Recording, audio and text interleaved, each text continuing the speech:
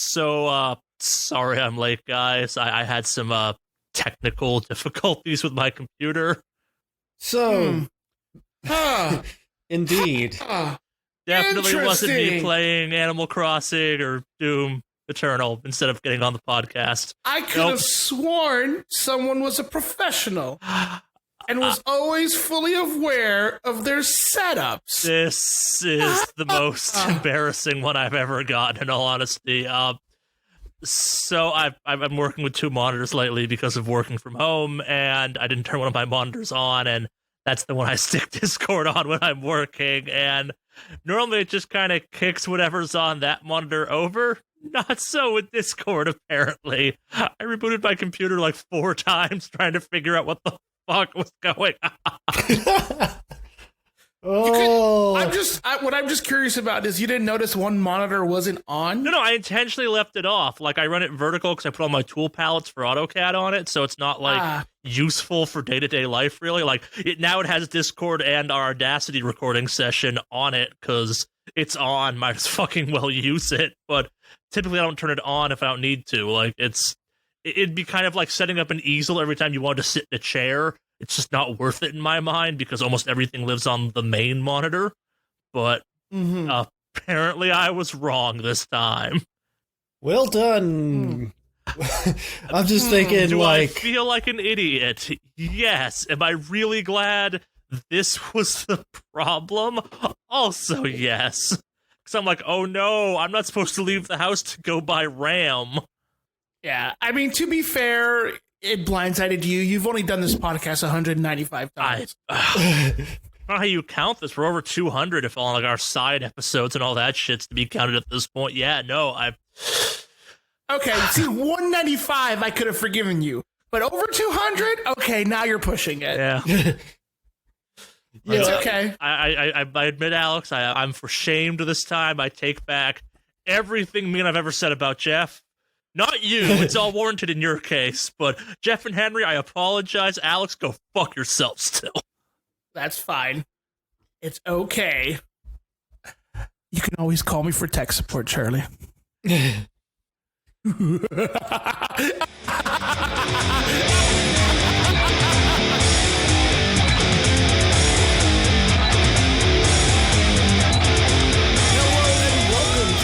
Awesomecast episode 195. The whole gang is here. The whole bonanza, the troop, the gang, the cohort, we're if you will. A trio. A trio, the cohort, the dudes. I don't know. We're all here though. How many people do you think you have to be a mob? I'm thinking at least 7. Possibly like 20. I would go with like 10. 10 is a nice round number for a mob. I think if that's like a... No, you're right. That's a mob at that point, potentially. Like, I think if that's like a gang. Like 10 people is like a gang at that point. Like, you can flip a car. Yeah. I think, all right, so I think there's actually a visual perception thing with this. You can only track so many things at the same time with your brain. And once it gets beyond that, I think that's when it becomes a mob. Okay, yeah, that makes sense. Like 12, once you can only track the individual, it becomes a mob. That makes sense. That makes a lot of sense, actually. Yeah, which I think should be over 12, because I think 12 is the most things you can keep track of in your head before it kind of blurs out a bit. Yeah. Have you ever watched, there's like this one video, kind of a test thing that they've done where it's like some bunch of people are sort of dribbling basketballs and a sort of somebody like dressed in some weird costume just runs through them. And you won't notice that person. Like, so I noticed that person, but I also it'd be like, you should pay attention to the basketballs. No, just fucking no. But it was just basically utilizing the fact that it's like your brain can only focus on so many things at the same time. Yeah, it's a back when it works for Magician. A lot of magician tricks are pulled that way, where absolutely you do a lot of stuff where it's like, look at this very obvious fucking thing. And we'll put a fat dude in a black suit who'll walk on stage, just grab the thing out of the magician's hand, and you won't notice because people are stupid. Yep, yeah. We can only track so many things at the same time. And that's why magicians are supposed to be really good at misdirection, because there's not 12 things distracting you at once, so... Yeah. That's why there were lots of white gloves. White gloves pull attention. Yep. Really? I mean, but I like the stuff that I know how to do. I don't wear gloves at all. I don't even have sleeves. Oh no, yeah, that's probably the close-up magic stuff. It's like coin tricks and all that jazz. Yeah, like the big stage shows. Most magicians wear white gloves, and also it's on a black background, so the gloves just fucking pop. And they pull, and they usually dress mostly in black too. It's very common to dress in dark colors. Them glasses pull, not glasses. Those gloves pull focus. But also, like, dark clothing holds, there's just many different reasons for the dark clothing. But I do a little bit of close-up magic too, so I know a little bit about that. This does not surprise me. No, that came out meaner than I intended to. This does not surprise me. No, I can't say that in a nice way. I'm sorry, man. Nerd! That sounds more accurate. Yes, welcome to the Wicked Awesomecast, episode 195. I'm Charlie. The guy that issue was talking is Alex, and Henry is a magician, apparently. Don't trust him. He's full of lies, that means, and rabbits, and doves, the least trustworthy of birds. The least trustworthy of birds? What? You know, a dove's just an albino pigeon, basically, right? Yeah. I did not know that, actually. Yeah, doves are only special because they're, not all doves are white. Like, a bunch of them kind of come in, like, disgusting brown sand colors, and they're just, like, flying rats like pigeons are. Yep. Before we get a bunch of listener mail about this, no, not all pigeons are doves, but doves are very closely related to pigeons, and many doves in nature just take the place of pigeons in the places they are, and they suck. Hence why doves are the least trustworthy of birds. See, while geese are just sort of jerks, it's a little different with geese. Are the pigeons. Frat bros of birds. They just honk and just hiss. Shit on your lawn. They hiss. Eat your food. They hiss at you like freaking snakes. Yeah, they have teeth too. Yeah, that's terrifying. Not to start this podcast off in the worst way possible, we've talked about their corkscrew genitalia with you before, right, Alex? Oh, yeah. The internet's already informed you of this fact, right? Yes. Yep. Okay, cool. We don't have to go into that then. We don't have to do that podcast. Greetings from social distancing, shelter at home, self-quarantining, week 1, or end of week 1 of the COVID-19 outbreak in the U.S. We are all here on this podcast, obviously. I think we're all fine physically, mentally. We're all probably a little... but that's a separate topic. Yeah, I mean, it's a good thing in some sense that we already record this podcast separately. I mean, we kind of already revealed that magic last episode. We're just all sitting here in, like, Bane-style masks, just like... Your punishment must be more severe for breaking social distancing. Yep. But we're still going to be putting this out as always because, we're what we're doing allows us to do this. Hopefully this podcast brings you an hour or two of levity in these dark times. We got a good show planned for you. We're going to talk about Animal Crossing and Doom Eternal and Fantasy Star Online and the Resident Evil demo, and I'm sure the other guys will have something to talk about, too. That's all I have planned. Should we get to it? I think so, yeah. I suspect I have the most to talk about this week, so should I go first? Go ahead. Sure, you sound really excited about it. I'm really excited. I played a shit ton of video games this week. That's the one good thing of shelter at home. You get to play a lot of games. But I guess we'll start off with the most important thing that happened this week in some ways. If you missed it, the Dropkick Murphys have had a long-standing tradition of doing a St. Patrick's Day live show for a variety of very smart reasons. They did not do that in the traditional way this year. They live-streamed it, and I think we've established, definitely back in the Jeff days, that I'm a huge fan of this band. I've been following them for the majority of my life at this point, I think, is probably a pretty accurate measure. Like the band is starting to turn 50 and all that jazz, and I think if you like rewind back to like 13-year-old me, it's like, I knew who the Dropkick Murphys were and was following them. Like, this is a band I snuck into bars when I was growing up just to see, like, not to drink, just to see them back when they were like a local Boston bar band. And cool. Yeah, they've done kind of their trajectory has always been kind of a fun one to follow. They're definitely kind of they're a local band that never kind of lost their local band vibe to it, I guess. And Tuesday, I think it was Tuesday when they played. Shit was pretty fucking bleak in my book, and I'm not saying they did anything to like fix the world or something, but it was a nice little hour and a half, 2 hours of just kind of some hope, if you will. And they put on a hell of a show. Like that, to put my special connection to this band in perspective, a bunch of years back when the Boston bombing happened, they were on tour, and I think like literally the day after they were scheduled to perform in LA, and I had tickets to see them.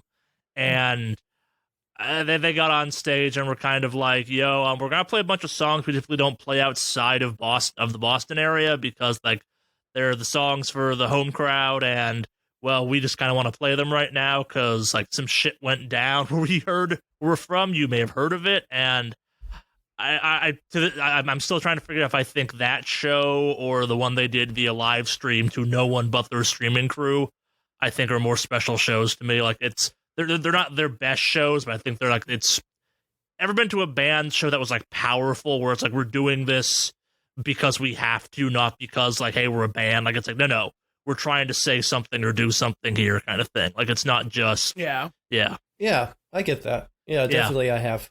Both shows kind of have that thing to them, at least as an improper Bostonian. The fact that band is like, no, yeah, we're here with this. Or like every time we take a break, we're gonna flash the fucking stay at home, wash your motherfucking hands, but also we're gonna put on a punk rock show for you for St. Patrick's Day, because it's what we do. And like, be safe, but also don't stop living to a certain extent. Like we understand this is a big thing to a bunch of y'all out there, and apparently the show's done real well for them. Like they had a good sense of humor about it. They made shirts that were like they're just streaming up from Boston. They're just making fun of. They're like, not even a virus could stop us from playing St. Patrick's Day in complete isolation with no fans.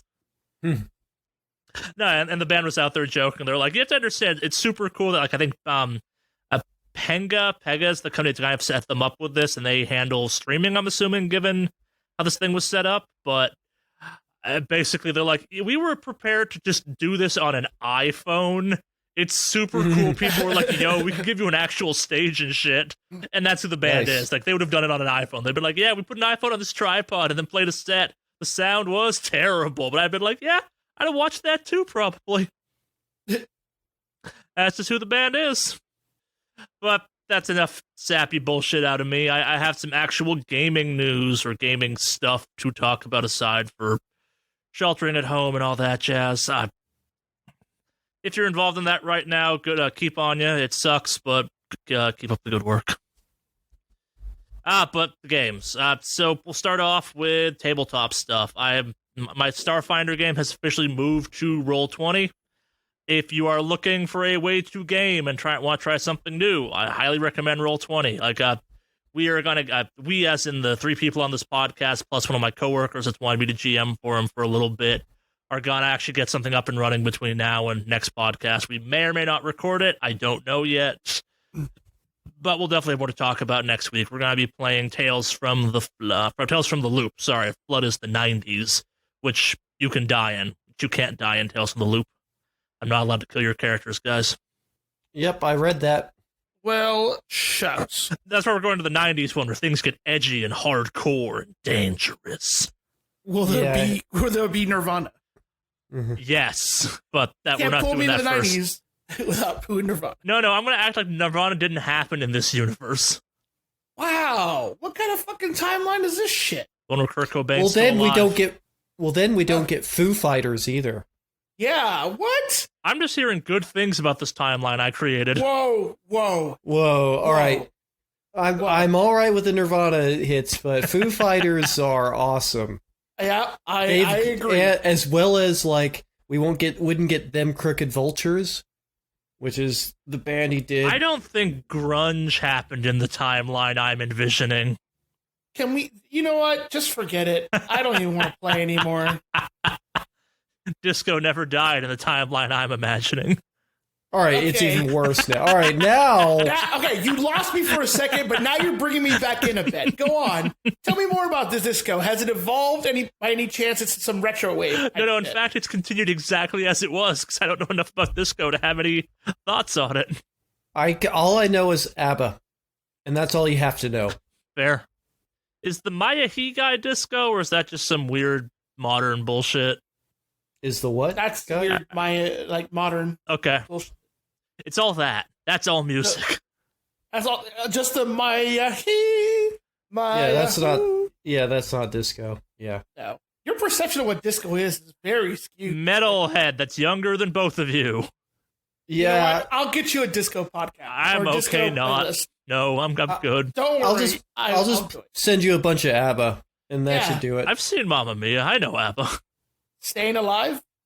Bee Gees? Bee Gees, yep. My musical knowledge kind of starts at Sex Pistols and doesn't exist for a chunk of time. Yeah, we can just get rid of all that, and let's get you doing some Bee Gees. Yep. The Who? Yeah? Sure. No, Who. I'm asking who. Who's this band you mentioned? The Who. Not spelled H-U because they're fantastic. The Who, spelled W-H-O, also don't exist in this timeline. See, this is like the worst timeline. Or the best. Well, without, like The Who, we basically wouldn't have loud rock. So you've basically also erased heavy metal. But heavy metal never dies. You can't die if it never lived in your timeline. It's timelineless. It happens no matter what. It's a constant. No. I know. Let's talk about this next week after we play a game. How about we're getting way in the weeds about just some jokes I'm making offhanded right now. Fair enough. Yeah. For those who keep track of things, the hate date should have occurred this past week between me and my wife. Those who don't know what that is, that's the one time a year the Kings play the Bruins in LA, so we can go see them. Obviously, seeing as the NHL season was canceled, that did not happen. They just declared a statewide quarantine that night. So the ultimate of hate dates, if you will. We're gonna lock you two in a house and see if you survive. But that's all. How'd it go? So far, we're both alive. Yeah. I was just wondering if you were going to do something like you had, like, because you have, like, one of those game passes, like, I don't know if you installed NHL 2020 or 2019. I contemplated doing that and then remembered my wife is garbage at video games and... Well, no, what you do is you set it both to max level AI for each one and watch it play out. I did not think of that at the time, in all honesty. Yeah. I should have done that. That would have been fun. Yeah. Because then you guys could have both spectated it and just talk shit to each other while the AI played it all out. That is some thinking I didn't have at the time. I was just concerned that my whooping her ass in that game would be considered domestic abuse or something. The beating would be so severe. That's why I shied away from it. One of the Twitch channels I've been watching has been doing a Tecmo Super Bowl, like just playing on AI, basically full AI. Yeah, now that you've mentioned like this, I kind of want to do this. It's simulated via NHL 2020 rest of the season. Dude, Hate Date 2, Electric Boogaloo. Let's do this. Maybe an update on this next week. Maybe. I like this idea a lot more than I should. I'm trying to keep the tradition alive for you, Charlie. Yeah. No, that's... but on to actual video games, I guess. I've played some video games. I think I'm tapping out of Season of the Worthy for a little bit in Destiny 2, mostly because there's other things I'd rather be playing right now. I think Henry will have more thoughts on this later, but I'm going to kind of slip my thoughts, and I'm not having a lot of fun in that season. But that means I get to play a lot of Gambit because I don't give a fuck about that season. Really? I think it's going somewhere. It's taking too long to get there, but yeah, I think I saw this is on Henry's list, so I'll leave that at that, and we'll talk about it as part of his week. Because I have actual new games to talk about. So I played the Resident Evil 3 Remake demo, and yeah, that game's potentially going to be real good. They did a great job with the other two remakes, to be honest. I mean, just really fantastic. It still feels, has a good feel for the horror and stuff, but it's updated where it controls like a modern game. Yeah, and this one is, and so I know a lot of people were a little concerned given kind of how 2 had a more persistent Mr. X who followed you and stuff like that. It's like, hey, it's the Nemesis trick. And I feel very confident in saying, like, Nemesis in 3, like, I was thinking about this last night after I played the demo a second time for this podcast, and where Mr. X in Resident Evil 2 is kind of, like, he wants you dead. He's there to encumber you and be a pain in the ass. Nemesis is this dude that's been obsessed with you since, like, middle school, who's, like, gone through all the crazy serial killer stuff, where it's like, I'm gonna kill this person, but I'm gonna take like, Mr. X hates you. Nemesis has been nursing a murder boner for your skull for, like, the better part of 3 decades, and finally it's time for the high school reunion, and it's like, tonight's the night I get my revenge! And it feels great. Like, it's the Nemesis' pure hatred for you as an enemy just comes through in this demo. It's all I want from Resident Evil 3 at this point, where it's like, I don't know, I want to feel as though Nemesis is like, yeah, I'm here to burn the city to the ground, but you, motherfucker, you. So he's basically like a pro wrestler. Yeah, a little bit, and that's kind of always, like, Nemesis is totally a pro wrestler, like, down to what Nemesis does. Like, it's like, I could shoot you, or I could have a flamethrower. Flamethrower, of course.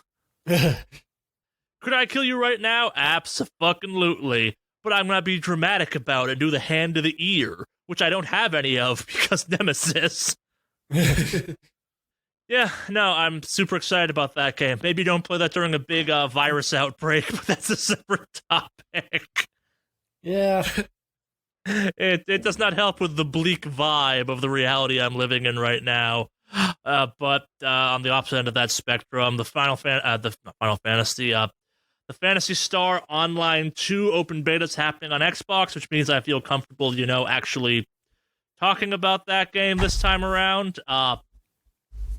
It's real weird talking about Phantasy Star in the modern era when that game was like, what, 8-9 years old at this point? Yep. Yeah, like, it's so... Those who aren't familiar with this, it's basically the Phantasy Star from the GameCube. Yes, the GameCube, but with faster combat and air combos and kind of like almost more of a Dynasty Warriors pacing the combat some. Like, it's very action forward, I guess. That's what I've always liked about it. And playing this just kind of further makes me go, why could I never get into Terra? No, seriously, why couldn't I get into Terra? Because that sounds like a lot like Terra. Yeah, the combat is very similar. I think maybe the difference is, like, you have 3 weapons at once you can change between. The classes are... So the classes are what the classes are. You have your melee, you have your gunner class, you have your mage class, you have your weird edgelord class, you have your I don't want to be social, but I want the memes class, aka anything with a pet. You got all that stuff, and then kind of like maybe your class variety comes from, so you can secondary class, which is cool, which is a whole separate topic. Kind of, I'm not doing it justice, but a big part of how your class plays is then tied to what species you are. And I know that sounds like a weird thing, but it's not in this franchise. Like the whole robot species, the not frames, the Pax? I'm blanking on their name. Pax, something like that. They don't have magic, but humans and the cat-eared people, or whatever they're called, do. And like if you're playing the same class, plays very differently depending on what species you are. Like on the demons or dehumans or the daemons, the edgelord species, because you're crawling in your skin, and this game came out when that was a thing people still did. They have like shit defense stats, but like unbelievably high attack stats. So them in a melee class plays, even though the weapons will be the same, they'll do way more damage, but also like they're glass tanking it. I'm playing my human. I got my combat bondage gear because Phantasy fucking Star, of course. And yeah, I'm having a lot of fun with that beta. I think my plan is to play that on PC ultimately, but also that game has like every crossplay on the face of the planet in Japan, so I'm hoping that carries over to the US, because it's free to play technically, but also the Xbox Game Pass feed-in for that thing is like dumb good, and I kind of would rather keep that maybe going than buy a subscription through PC, because like for $14 a month I'd get Game Pass, Gold, and Fantasy Star Online subscription, which sounds pretty fucking good in my book. But yeah, it's, if you have been curious about this game, but looking for kind of a console MMO or an action MMO and have access to this game via Xbox, go check it out. It's open right now. It's free. You just have to have it online to play it, obviously, given the online in its name. It is still, for a 9-year-old game, for an old-ass game by MMO standards that looks kind of like ass a little bit, just so much fun to play. It's grindy as fuck, but like I forgot how good the combat for this game is. I have a lot of fun playing it. Yeah, I have to say, I like the whole colorful visuals. Oh, it's so that's bright, yeah. Yeah, that's one of the things I really like about it. It's not sort of bleak techno future. Oh yeah, it's no, I'm walking around brightly like colored techno future. I'm walking around right now because I'm a fetishist, apparently, being a hunter, which is the main melee class, in essentially like armored corsets and stuff. I fucking hate that part of the franchise, but it's like, all right, I didn't want to be a prude, but that means I have to go fully bondage. Yeah. Bring Hell me my yeah. armor thong. Yep. Oh, Japanese MMOs. Yep. Like, I'm only in the beta, and I'm like, is there like a modesty thing I can buy, like a coat or something? Anything? The answer is Nope. yeah, but Oh. this whole concept of outwear in the game. Yeah, it's like, where's my trench coat? Because I need a trench coat to complete my pervert outfit. Yeah. But on the games that have been released in the last week or so, as opposed to the last 10 years, I've been playing Let's Doom Eternal and Animal Crossing, kind of in complement to each other, if you will. And complement each other, they do play well. We'll start with Doom, because I have, I guess, more to say about Doom in some ways. So first off, I'm having a lot of fun playing Doom Eternal. It is cathartic. It is exactly what I need right now, given everything going on in the world. It's a really good shooter. I don't think it's as good of a game as Doom 2016 New Doom was, for kind of weird reasons. The game has gotten more complicated. So those who remember kind of the combat from Doom 2016, you had your guns, you had your grenades, and you had your finishing moves, and that was kind of it. So this time around, and a chainsaw. And the loop was, you chainsawed stuff, you got ammo, you glory killed stuff, you got health. That was the loop. You'd find armor occasionally.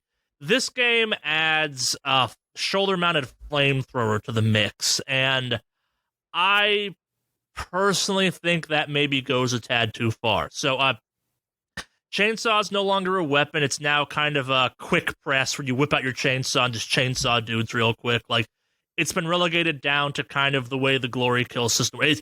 It's, for all purposes, kind of feels like a fancy empowered melee ability, except you have to have gas for it. The flamethrower is the same thing, where it's a quick button press and you fucking shoot flames from your shoulder, the way the grenades just kind of pop out as well.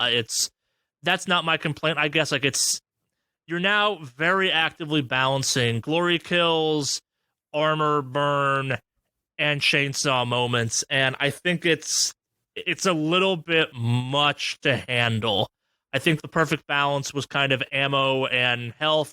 The armor stuff is neat, except for the fact that, holy shit, does this game assume you are keeping that armor stuff just full in a way that I think's a bit unfair. You get it about kind of an hour into the game, which I think is good. It gets used to the other systems first, but it is so crucial to how that game is played on hardcore. I am playing on the second hardest difficulty. I'm not on like ultra violence. I'm on like hard violence or whatever.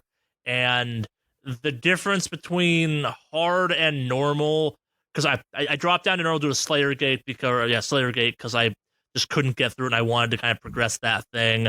And the game does not punish you for that. The game encourages you to kind of push your limits. I've been playing the majority of it on hardcore because it's Doom, and I think you should play Doom on kind of the hardest difficulty you can, because when you beat a arena, you feel like a fucking badass, but it's definitely frustrating because this game is really into you using that armor, and I don't think that works as well as it did. I guess I'm being super negative. I'm having a lot of fun with the game. Like, the game is that Doom 2016 fun to play. Like, it is ridiculous and over the top. When you beat a combat arena, you're like, fuck yeah, I did, motherfuckers. But it lacks, I think, some of the charm 2016 Doom had. Like, I know I'm the biggest of the 2016 Doom fans on this podcast, but, like, when that thing came out, I was going, like, this game looks like ass. Like, it was this word of mouth thing of, yo, have you played New Doom?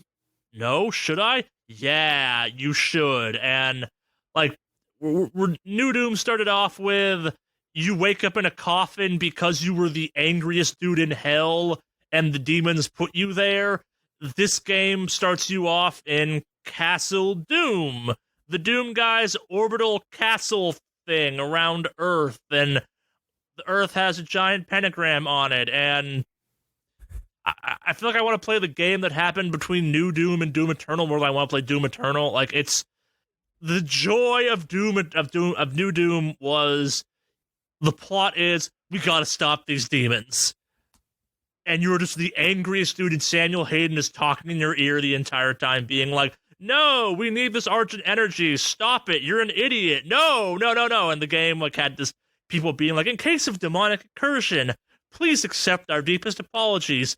That charm is in this game too, but because it's a much bigger scale. Like, you literally have a stronghold. You have Castle Doom, like a thing ripped directly from the Warhammer 40K verse. It's a giant space station made to look like a castle made out of, like, rock and stone.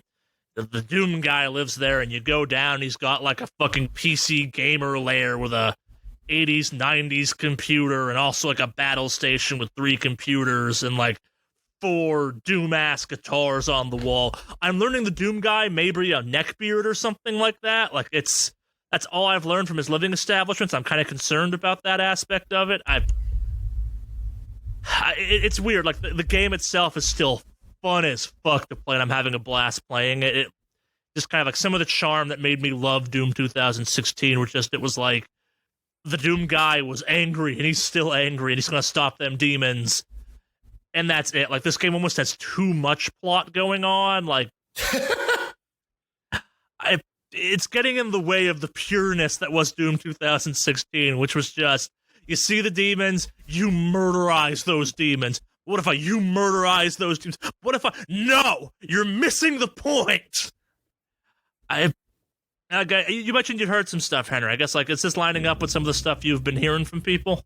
Yeah, it's like the new mechanics. People aren't a fan of some of the newer mechanics, like sort of the air combo type things. Yeah, the air dodging is weird. I don't even have the super shot or the grappling hook you get for the super shot yet. There's a lot of first-person jumping in this game, and I'm not a fan of that at all. Yeah, me neither. I don't think it's particularly good, and, like, it's not just, like, jump over this ditch. It's like, yo, do this falling platform through these flaming chains platform jumping. It's neat, but, like, the fucking Doom guy can wall run now, kind of. That feels wrong. Yeah, it's a weird thing. I mean, like, I've only played one FPS. I feel like that was actually a decent platformer. And you can probably guess what that one is. I'm guessing Mirror's Edge or Brink. Yeah, Mirror's Edge, I mean. Because that actually played pretty easily. Like, the parkour, the sort of platforming in that game was actually kind of natural. It felt actually pretty good. I can't say that about literally any other game that requires platforming. Looking at you, Destiny 2. Don't put platforming bullshit into a game. It's dumb. If you don't have any reasonable good mechanics for it. So, but anyway. Yeah. It's weird. Like, I really loved how it's almost like the writers for Doom Eternal read too much of the, like, reaction to Doom 2016, because the Doom 2016 was ridiculous, where you go to hell that first time and you get the story of how the demons view the Doom guy, the Doom Marine. It's just like, No, to them, he's this invading demon that's just murdering them left and right. And this game tries to play with the idea of like, no, there's angels in this universe and they're kind of dicks and like other stuff. Like, no, I'm okay with just like, this is the angriest dude ever. And by like the power of killing so many demons, he now has like mild superpowers. That's fine. That's all the explanation. No, we're sending you to Space Asgard. I don't want to go to Space Asgard. I really don't. That sounds dumb. It's Space Asgard? What the fuck? Ew. Which is already done with Thor. But, yeah, like, you know. there's a race introduced in Doom Eternal that, like, based on kind of what I put together so far, they are essentially humans, except they kind of got, like, a Viking trapping going on, and I'm not sure if they made a deal with the demons or, like, something happened. Like, I haven't gotten to that part of it yet, but, like, at some point, the Doom Marine got, like, captured by these dudes just, like, murdering demons. Like, yo, this guy murders demons real cool. Let's give him some new armor or something and, like, teach him in the ways of the ours or whatever. I don't fucking know. Like, sounds like they watched the Thor movies, and then decided to shoehorn it in. Yeah, a bunch of this stuff feels like that. Like, it's... for those who've not played Doom 2016, that entire game, minus the sections where you're in hell, takes place in essentially an oil rig. Like, it's a giant Argent Energy demon portal oil rig that takes place in a power plant kind of thing. And I think that's part of the charm of that game, where it's like you have a centralized location, things feel consistent. In this game, I have been to hell, Space Viking land, demon-infested Earth, the Doom Castle, Castle Doom, whatever the fuck it's called, and it lacks a cohesion, I guess. Especially because Castle Doom is obviously, like, stolen demon technology or something. I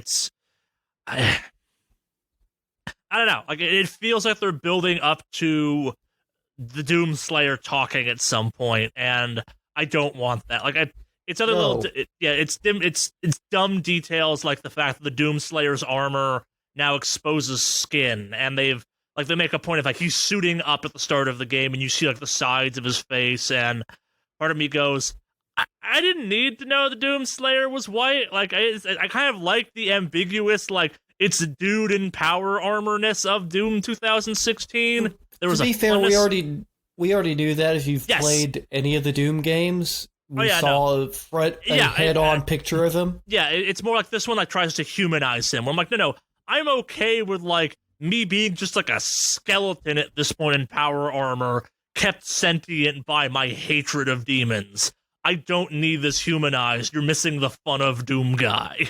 He also, like Shax, does not take off the helmet. Like he's in a bathtub in full power armor, just like, gotta get clean. Yeah, I mean, that's one thing they never did with the Halo guy, with Master Chief.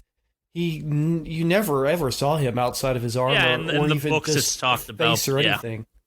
Yeah, it's in the games, they never ever even thought about doing any sort of teasing of a reveal. They're just like, it's the Master Chief.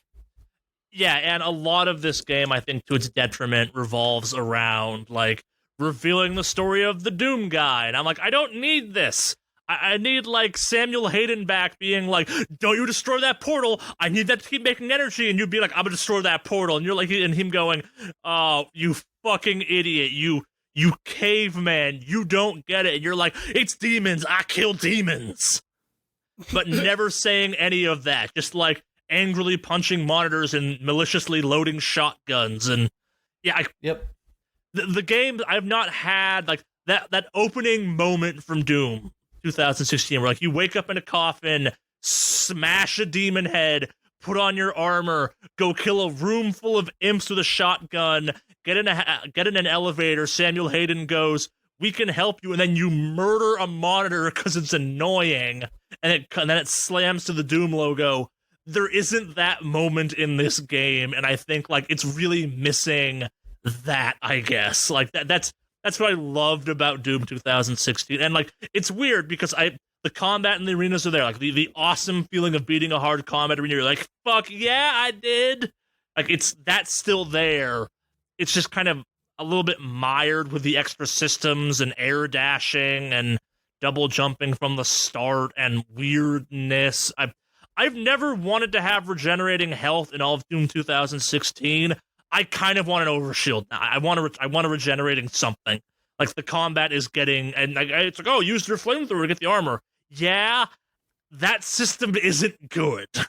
It's a little much. Like the purity of murder things, get their health, murder more things, keep it going is tainted in this game, and I think that's a detriment. It's still a hell of a game, though. Yeah, it sounds like they tried to squeeze too much into it. Into what? When you have the essences of a good game, doesn't mean you need to just jack stuff onto it for the sequel. It means maybe you just refine it instead of adding to it. Yeah, adding too much to it. Not to say you can't add to it, but yeah. Yeah, but like there's too much, I guess. Like there's too many characters to keep track of. Like again, in Doom 2016, you talk to Samuel Hayden and that crazy cult lady who was like, "I'm gonna summon these demons," and the Doom guy. Those were the people you interacted with, and also like the badass demon voice that told you the lore of the Doom Slayer. Those were the only 4 speaking things. Like, yeah, there was monitors talking, and there were like weird flashbacks and stuff, but like that was it. That was the story. That's how it was conveyed, and the entire time Samuel Hayden was going, "Yo, you don't have to do this, idiot."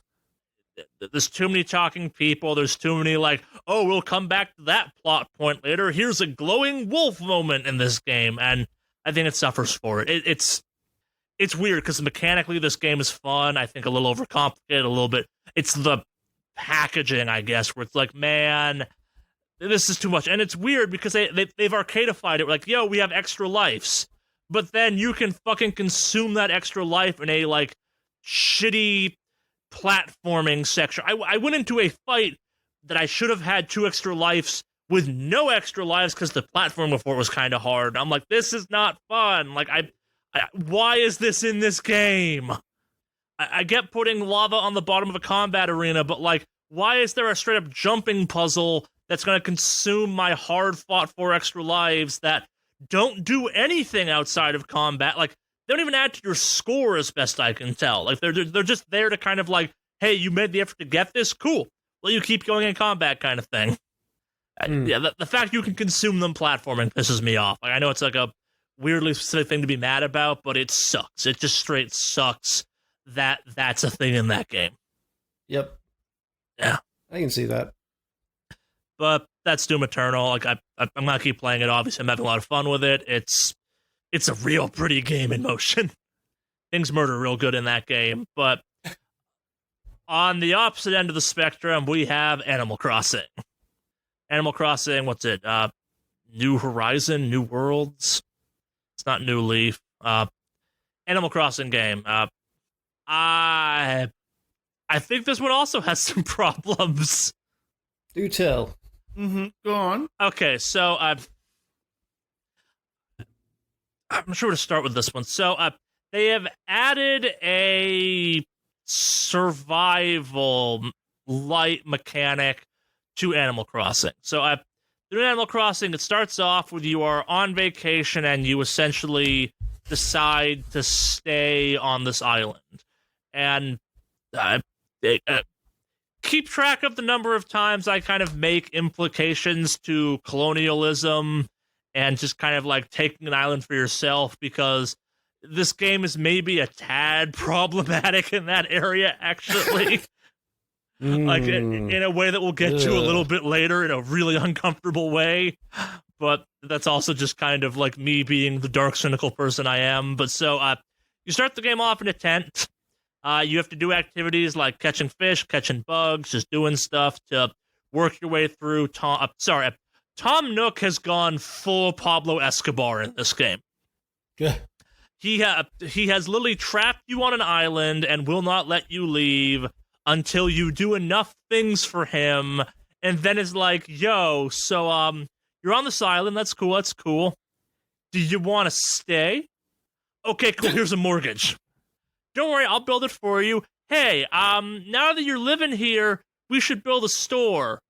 And you're gonna do all the work for me on that one. Oh, okay. Yeah, go gather these materials for me. Those sound kind of a pain in the ass to track down. Yeah, they are. Build me a motherfucking store, bitch. He's probably the one character in Animal Crossing that I wish would just die. I don't see why he's there. There's no reason for him to exist except to be a jackass. Well, and he's got his kids now, too. And so that's the thing. It's like, if I was to remove anything from Animal Crossing, he would be gone immediately because I don't see he has a good use. He's just it's Tom Nook is Tom Nook. It's like you could have the same story and just not have him in it. Yeah. For me, he kind of ruins things. It's like, why would anybody put up with this incredible jackass? Well, and so like, this work, it's kind of funny. So Jen, my wife, she's like, oh, I want to play Animal Crossing. I gave her a shot. She made it like a minute and a half into this game before she looked at me and was like, did Tom Nook just force me into like serfdom or something? And I'm like, yes, Tom Nook, having no context to the Animal Crossing franchise prior to this. She's like, does Tom Nook own me now? Like, do I owe him a debt that I have to work off that he's going to keep piling debt upon to keep me in servitude? I'm like, yeah, that's how Animal Crossing works. Like, no context, figured out the longest running joke about Animal Crossing, which is Tom Nook is a motherfucker. With no, like, I wish I could be like, oh, I was making jokes and she picked up on this. No. This is all her being like, man, Tom Nook is a monster. Yep. Motherfucker. But so, like, the early part of the game, I think, is interesting because you get to put your house wherever you want, which is nice, and the game looks sharp as hell, and you're constrained to initially a surprisingly small chunk of your island. I have yet to explore easily half of my island because it's either vertically up or past a chunk of water I can't get by. And I think the game's actually okay in that regard. They're not blocking you from anything, but also it's a little bit of a weird choice in my opinion, but whatever.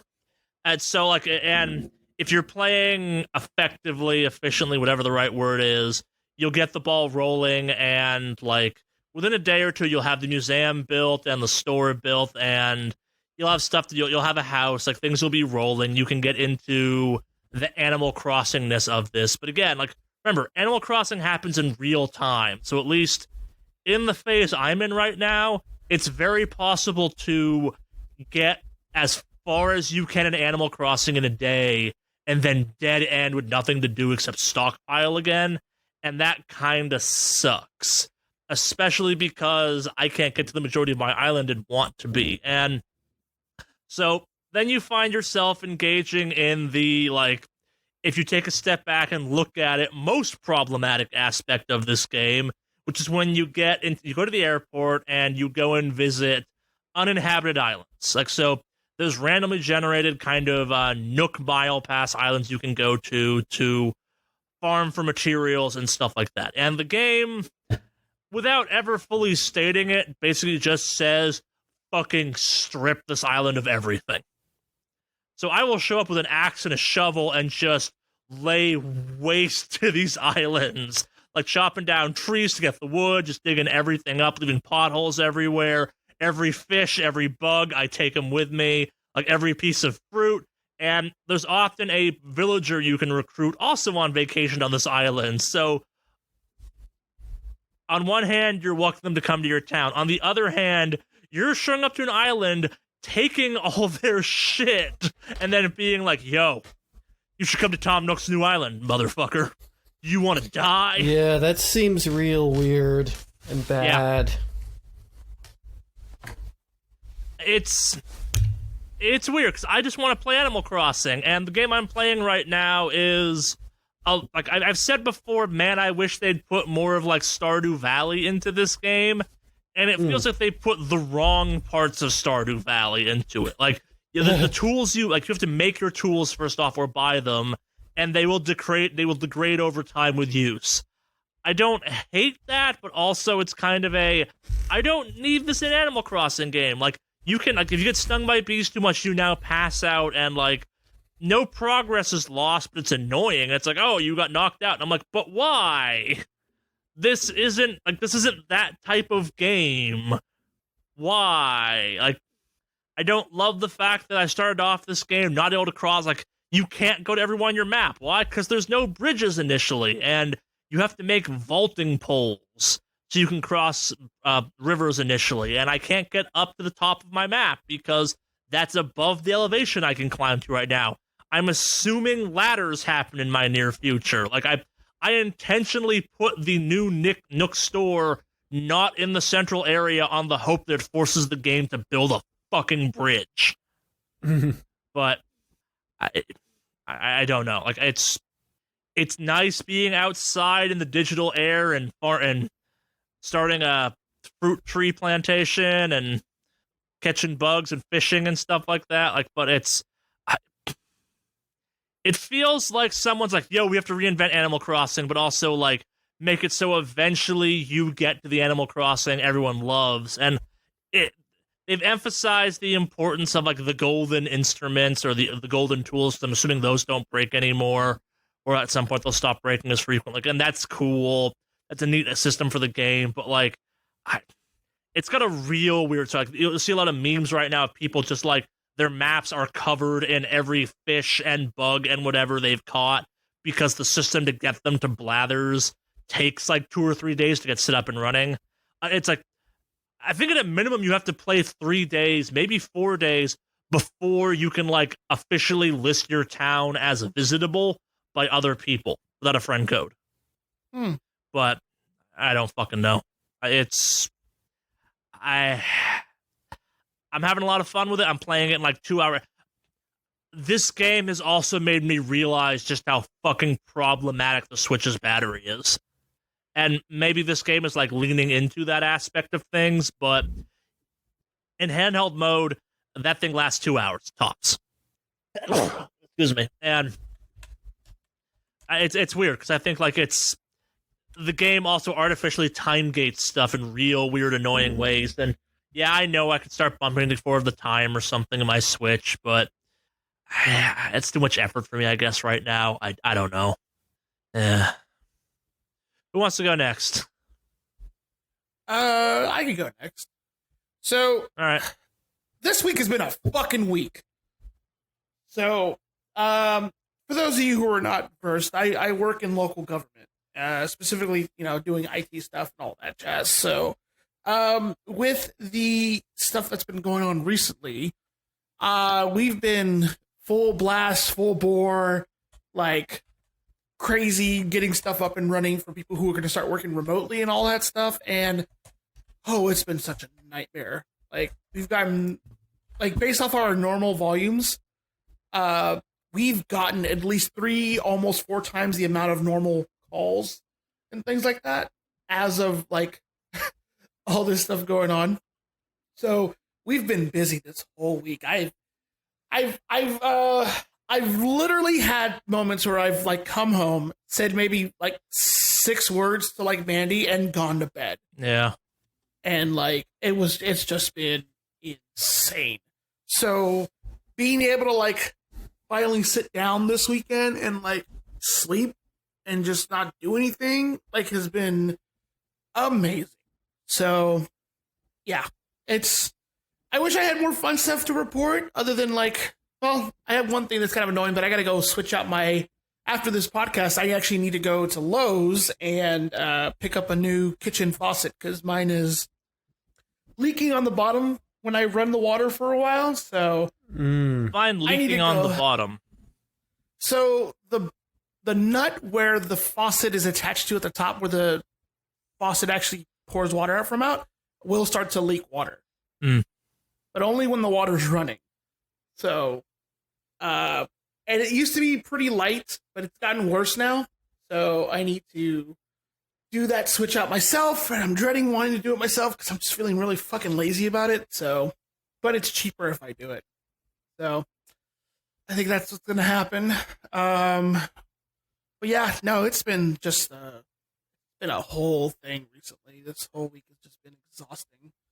And so, yeah, yeah, like I actually had to dip out early on Friday for raid. I was like, you know what, it's not happening tonight. I gotta go, and just knocked out because I actually worked a good chunk of overtime too this week. So yeah, we're hoping once things starts to slow down, I'll be working from home part of the week. They want to really push that, like, hey, social distancing, work from home thing. So, but until things start to slow down, I'm on the. We're definitely essential staff right now. Yeah. So I hope you get there. It's been good for my mental health to not be having to go in. Yeah, no, it's been like it's not like it's not that I don't want to go to work. I definitely always want to go to work. Like I like the people I work with. No, it's the anxiety of like if I talk to someone in physicality, will they give me a disease that like might or might not fuck my shit up? Yeah. Yeah. Well, we're a little bit concerned about that for sure, but I know like I feel bad for Mandy because Mandy's thing has also been pretty gnarly. I know. So my girlfriend works in an animal hospital, and they just passed the thing where they're canceling all elective surgeries for the foreseeable future right now. Mm-hmm. And that's like 50% of the hospital's income where she works at.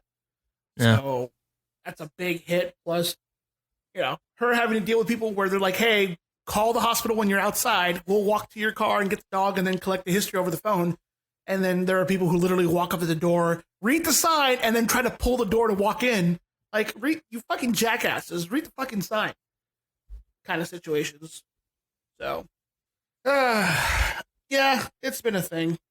So, yeah, I wish I had more fun stuff to report this front, but no, I get literally it. this week has been fucking exhausting. On the plus side, though, I have to say the supermarkets and Costco's have not been bad here where I'm at in Oregon. So it's pretty nice to not see them literally lose their fucking mind. I mean, granted, they're out of certain things, which makes sense, but still, like, people aren't, like, running around like monsters trying to collect stuff and hoard early on. So yeah, it's been pretty relatively calm here. So, but yeah, that's where I'm at right now. I wish I had more fun stuff to report, but I'm not gonna bullshit you guys. It's been a rough week. I know. I've been working from home and it's still been kind of rough on my end. Like it part of why it's so much to say was I'm like, no, we're fucking diving into these games you can play right now because you have to. Yeah. So, but yeah, what about you, Henry? I'm pretty much done with my report. Yeah, so I'm continuing to watch mainly a lot of anime. Really, I'm watching Inspector. It's a good show. It's pretty interesting. It's fun.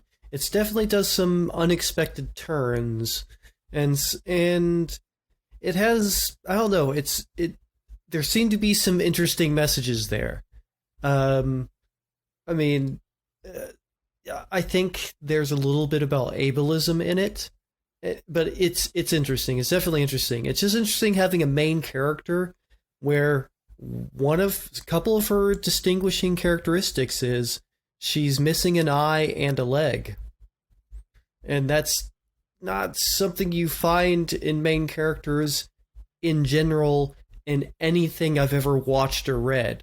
Like, how many things can you think of where the main character is actually, like, missing a limb?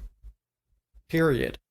Like, other than, I guess, Star Wars, I guess, there's a couple of people that, have cybernetic limbs and stuff, but like anything set in the modern day where it's just like, this is just a person and one of the things they happen to have is a prosthetic of some sort. That's uncommon. And I kind of like that. And I like that they never treat her in the anime as anything less because of it. And that's kind of nice. I kind of like that aspect of it. It's a characteristic, but it's a non-issue as well. They mention it sometimes, and it is talked about some, but it's not like I like the way it's dealt with, and the way in some ways not dealt with at all, treated as pretty normal. So that's good, and I think that's very, very good. I think that's good representation in a sense. I've been reading manga So I've been reading it a little more and reading just for fun, not just textbooks of programming, which wears down on you. Gotta say, I was reading something called Sore Demo Machi wa Mawateru, and there's no great translation for it because it's a idiom.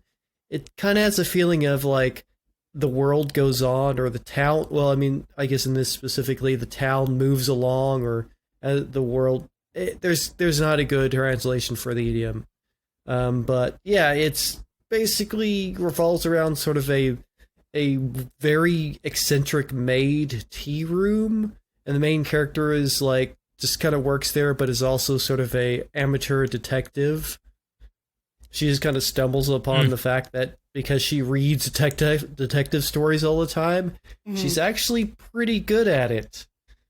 And that's kind of interesting, I think. But yeah, it's fun. It's generally lighthearted. I haven't gotten very far in it though, but it's got a lot of volumes. Like it's one of those ones that gets into the hundreds of volumes. So there's a lot to read there. So I'm looking forward to getting a little more into that. I'm enjoying it so far, but I have no idea how serious it's ever going to get. I haven't played anything new per se. I've been just continuing mostly with Destiny 2, to be honest. One thing that is wearing down on me is unlocking the bunker every day is dumb when it's exactly the same every single day. I think it changes week to week, actually, but it's very similar. And it's just like this, and this week's has just been annoying because there's this sort of the orb guys who can lend out basically invincibility to all the enemies around them. And that's what happens in the last room. Basically, all the enemies crowd around the guy that can give them invincibility. And that's super annoying because that means you can't attack any of them. There's like 10 guys firing at you and you can't hurt any of them. And they're crowding around characters that basically are sort of hit point sandbags, and you just fire into them. Luckily, I have... Well, I mean, my favorite weapon still for basically getting me through everything is Ariana's Vow. And it's really good against people with shields. And these guys are shield guys. So, yeah, I've just been using that to take them down from distance. And that's not super fun, to be honest. Super fun to do the shield. Do you have the rounds that let you make other weapons good against shields yet? Yeah, I do. But, I mean, it's because Ariana's Vow does so much more damage than everything else per hit. And just blam, I just like unload a clip into them and they're pretty much dead with that weapon. If you're hitting them straight on. Oh, sure. Like getting precision hits. But yeah, and I also, because, alright, so I went for the seasonal exotic, which is a series of missions. And one of them is you have to play one of the legendary versions of the Lost Sectors, the legendary Lost Sector, which is a new thing this season. And one of them you have to play through a very specific one. And so it's high level. Is that even out yet? What's that? Is that Lost Sector even out yet? Oh yeah, I played through it. It wasn't out yet. Oh yeah, they're cycled through. They cycle through, but yeah, I saw it just on the right day, I guess. And so I went into it. I am a full 30, 35 light levels down from where you are recommended to be for it. And let's say it's real hard. And I basically run through most of it. And then in the last room, I used Ariana's Vow to snipe the boss. And then sneak by all the rest of the people and pick up the box that you have to open, the vault. The treasure box you have to open to basically finish it. Yep, I basically cheated my way through it, essentially. I guess not cheat so much as just I used Ariana's Vow very, very strategically to get me through the one section that needed to be. Coward is the right phrase or something. Not cower. Excuse me, that sounded like some grade A strategery. Don't you shame him. But essentially, the last boss is way easier to kill than the two sort of guards surrounding him in the last room. So those two guards, they infinitely heal themselves. You know, they're the overload champions. Yeah. But because I don't really have great weapons, well, I mean, at the light level, my weapons aren't good enough to do meaningful damage to them. But the boss keeps whatever damage you did to them. Just gotta chip it. Yeah, and with the Iriana's Vow, it does more than chip it. It takes it down pretty quickly. And so, and because the way it is, it's, you know, it just eats through shields, it worked wonders against the boss. So I just sniped the boss very carefully, because if you show your face at all, you just die instantly at my level. And sniped off the boss, and then snuck around behind everybody using, I was using the leg armor, the stompies to increase my speed even Bouncy more. boy. Yep, and to be able to jump and bounce around a bit faster. And so I used that, basically, combined with my mobility stat jacked up to like 90. And that got me around them pretty easily. And so I used the combination of those two things to just sneak in and grab the box, and that's all you have to do and to solve it. So I have the fourth horseman now. It's an interesting. It's kind of, I don't know. It's weird. I could see it being really useful in some situations. Like I'm going to say, it's a boss melter. Yeah, it melts bosses, but it's not great against much other than that, because all right, it's an automatic shotgun, but the recoil is so stupid. It is like, I mean, if you hold the button down, it just like you'll end up shooting straight to the sky. Like just go like a full like 90 degrees after you've let off all the shots. So, which works fine against a large target, but against anything other than like a very tall large target, all but one of the shots is going to completely whiff. Like, you'll get one shot in on most, like, medium-sized characters. It is a gun made... It's always been like this, too. It's a gun from D1. It has always been intended to shoot large things. But yeah, it's got limited use. I don't see myself ever using it outside of a boss, and I have weapons that I have more fun against bosses with, so I don't know how much I'm going to actually end up using it. Like, there's a couple of different guns that are pretty good at bosses, like the Sturm and Drang pairing that can melt a boss if you've been storing up your bullets, your power bullets on it for a while.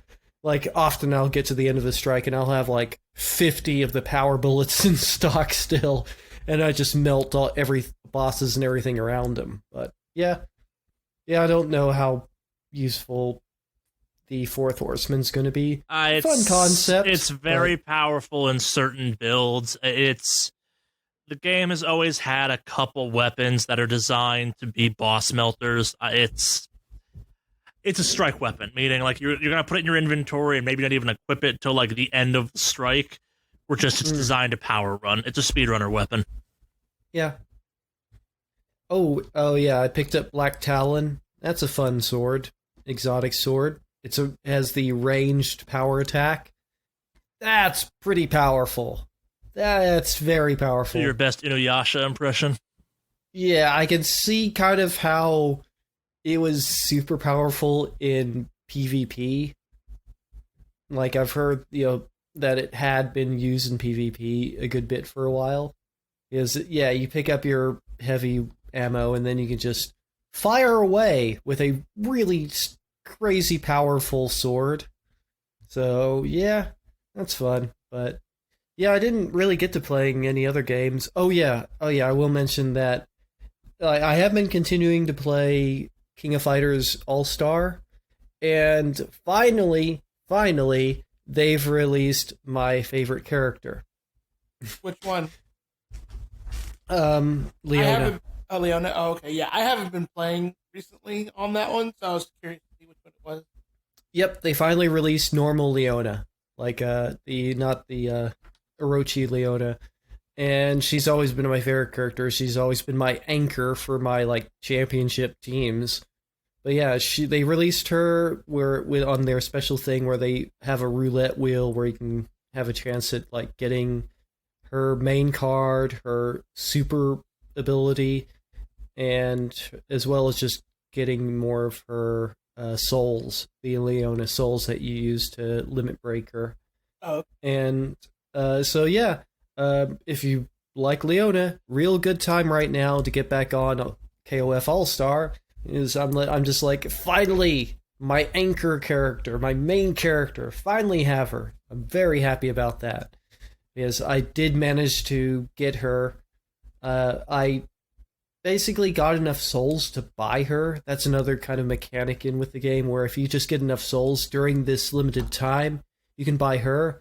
But I end up just using the roulette wheel to get her special attack, her final attack. Like, I just got it, her special card. And so that's awesome. So yeah, I'm pretty happy about that, because she's the one character I've been wanting more than any other character, and finally they just decided to put her in for the 2-week special roulette wheel time. So yeah, that's I have pretty much stopped playing the Sega Heroes because that just wasn't fun. Bad job, Sega. A little bit exploity. Oh yeah, like I said, it's just the worst type of freemium game. Whereas All-Star is almost too generous, I would say. I have so many like action points and like rubies, I have so much of all of their sort of things that I can buy whatever I want in that game. Like I don't have to really put much money into it at all. So it's the rare one where it's just ridiculously generous with everything. If you just log in every day, that's all it takes. Or just not even every day, but just if you just log in with any regularity, it just throws everything at you. Here's lots more of literally everything. So I will agree with you on that one. Yeah. Like you can seriously get by really easily and make super high level characters and not spend a dime on it. Even though at this point I've probably spent about, I don't know, $7 or $8 on it. You know, just on little stuff because I enjoy the game, and yeah. You do it on an Android or an iPhone? I've been playing it on my PC using an Android stack. Oh, so because it is so hard on my phone, it is not well optimized. It burns through my battery.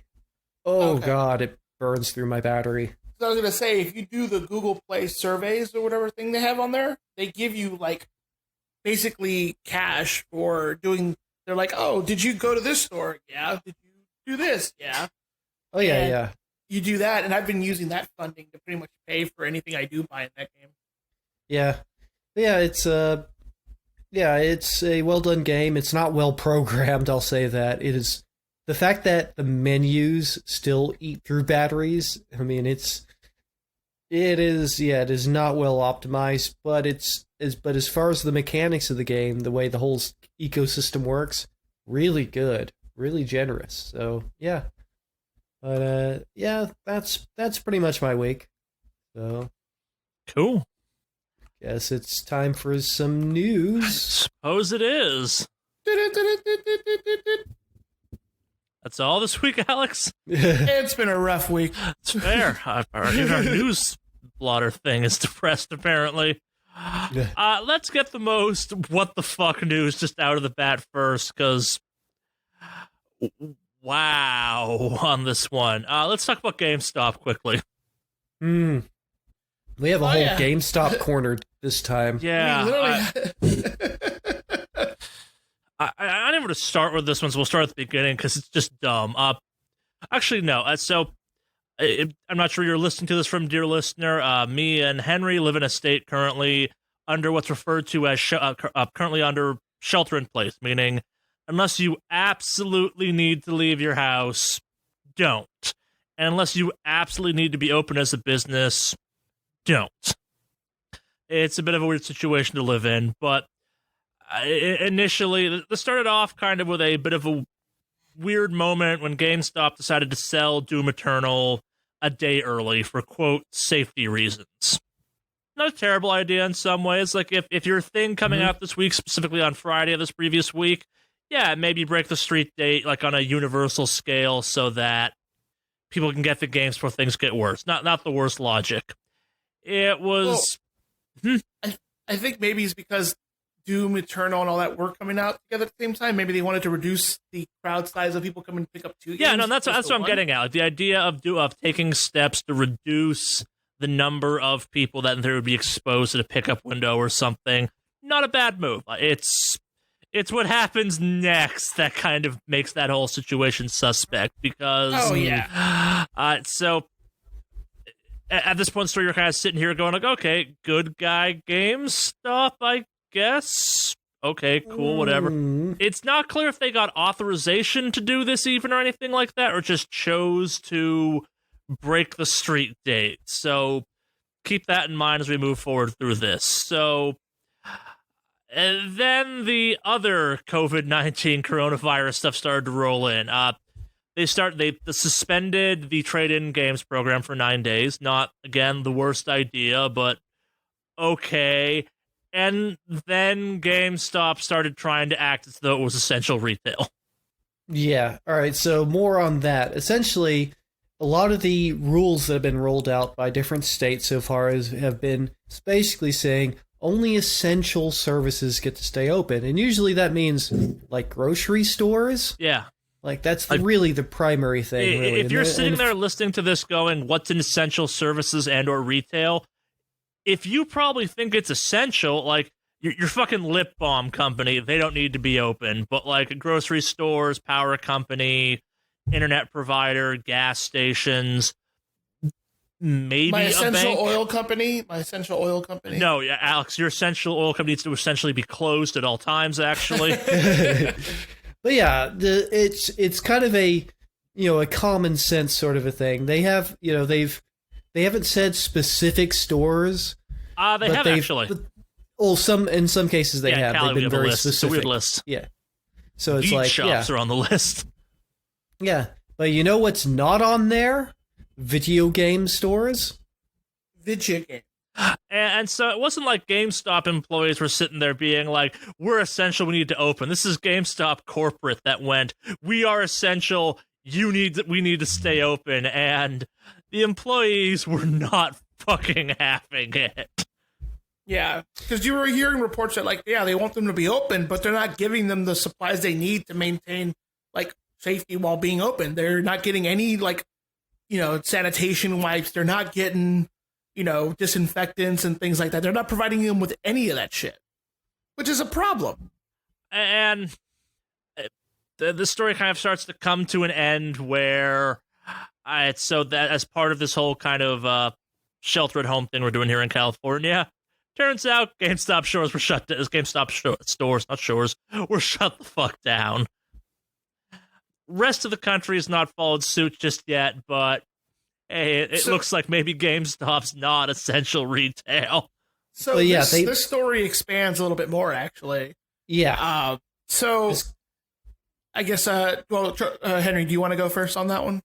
Well, go ahead. Yeah, I mean, you kind of broke this, so go ahead. Okay. So apparently Pennsylvania's governor was not having any of that shit and temporarily suspended their business license, meaning they couldn't open and operate at all, period. Like, they're like, no, dog, like, we're saying non-essential, and if you're going to try to pull this, we're essential. It's like, okay, we're pulling your business license. So in Pennsylvania, their business license got pulled. So I'm okay with this. Yep. And then I guess it moved on, and they announced yesterday that starting today, all of them are being shut down. So, yeah. Looks like they finally followed suit. Yep. Yeah. Yep, they tried to act like, no, we're essential, so that they could get around the idea of, maybe just giving people enough emergency sick leave instead of, it's just, in so many ways, it's just an obvious attempt to it's just a greedy, thoughtless thing that GameStop was trying to pull off. Yeah. So I guess they closed up just all their stuff right now. At least, well, scratch that. They're still doing their digital sales, online sales, and curbside pickup, it looked like. But yeah, in Pennsylvania, the fact that they got their permit license pulled was, I think it's pretty fucking big. Yeah. And one of the things I saw was, like, considering GameStop's situation, if they close their doors, there's a very good chance those doors will never open again. Yep. Due to, like, where they are financially to begin with. So this is just them literally trying to squeeze the teeth, if you will, of any last possible means of money, because after this, it's there's a good chance they're just done. There's no way they're going to reopen at that point. I mean, considering that so much of their money really and truly did come in through their resales, their used sales, and that's not a thing on an online that they would have really on their online system. Yeah. So, yeah. So, yep. Yeah. That's the GameStop corner. And what a corner it is. Yeah. The amount of GameStop standing going on right now, on certain pockets of online, has just been straight up fucking magical. Like, we need GameStop. I'm like, no one needs GameStop. It's like, no, not really. Yeah. On a similar topic, and we'll wait to see if this gets weird on us, but for now it seems innocuous. Razer, maker of Chroma light-up gaming keyboards and other stuff, for, depending on how you look at them, either way too much fucking money to, yeah, that's a cool-looking thing, I guess. I own 3 of these mice already. Might as well go on a 4th. Alex. Wait, on what? Nothing. They're making surgical masks. So it's not just them doing it. Lots of places that have some type of system set up in place to do fabric manufacturing are choosing to kind of repurpose that into the process of making surgical masks for hospitals. So hell, if you live at home and have a sewing machine, you can be doing that right now too, I think, at this point. But it's neat to see Razor's out there doing that. You will see a lot of, like, Razer-branded surgical masks floating around right now, images of that. Those aren't real. Razer is not selling you a black and neon green surgical mask. Yeah. Everyone knows they're RGB now. Come on. The pink one. But yeah, so don't be misled into thinking that Razer's now selling a premium gaming face mask. No, they're just... Not just. They're not selling something, they're just repurposing their kind of textiles aspects of the brand to help out with the crisis. Which is good. At the same time, if you'd like to buy a Razer-branded face mask, you can contact me at wickedawesomecast@gmail.com. So we have a limited run of them. They're definitely not made in my basement. Next up on our heavy hitters list this week, we got the PS5. We got the full tech specs on it, so... Yes.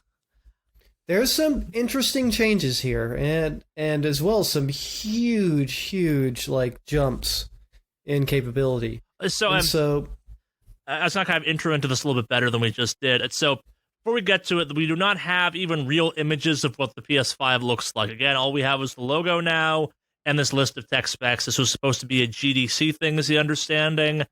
So it's very kind of tech developer facing as opposed to consumer facing. So to a certain extent, the majority of us listen to this podcast, these will be cool numbers to know, but they don't really mean that much in the should you or should you not buy a PS5 category of life. But with that being said, Henry, you want to break down these specs for us and why they're important? All right, so for the cores, for the CPU, we've got so PlayStation for the last 2, like for 4 and now for 5, I guess they're been going with the AMD architectures for both the chips and for the graphics chips, for both the CPU and for the graphics chips. And so they're moving from the Jaguar core to a Zen 2 core, and that's actually a pretty big jump. That's like skipping a generation of the Zen 1. And so that's a pretty big jump. That just means it's a different CPU architecture, and it's way faster. I mean, it's it's going to be a much faster one. It's a 3.5 gigahertz. And so it's still 8 core, and that's kind of where the top end CPUs are at. And so, but that is like a couple of generation jump from the PS4 to PS5. The GPU is seeing a similar thing, except it's even a bigger jump, I would argue. It's like minimally like almost 10 times more powerful GPU. And so, all right, so the way teraflops, so what a teraflop, essentially, it's about floating point operations. And for anybody that's actually done sort of programming on a lower level, floating point operations are the most expensive operations.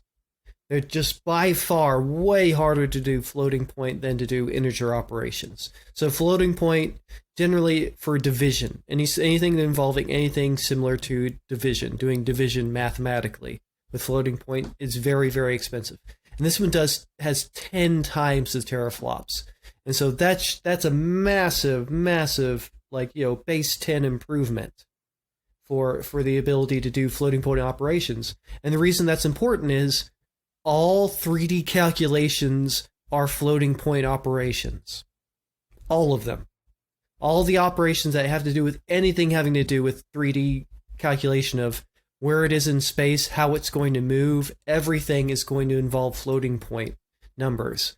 And so being able to do 10 times more per second is massive for the 3D pipeline. It's just a huge jump up.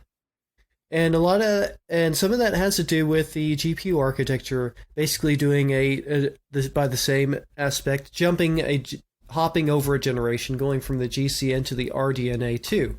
And so one of the bigger changes between them is there is some new computing type of units. There's a lot more stuff using single cycle instructions. And so in the GCN, one instruction is issued every 4 cycles, but the RDNA issues one instruction every 1 cycle. So an instruction is just like, say, change where this thing was in the 3D, change the position of this thing, you move from one place to another. That's kind of like a cycle instruction. It'd be more like add something or subtract something or divide something, But yeah, so that's huge. That's a quadruple jump in speed. Another thing that they're allowing is a slightly smaller wavefront size, which has to do with these sounds. Like essentially, it has to do with sounds, but it's more about sort of. There again, it's not to go too much in the technical side, but it just means now we can kind of do a group of operations a little bit faster. But so there's a lot of huge jumps.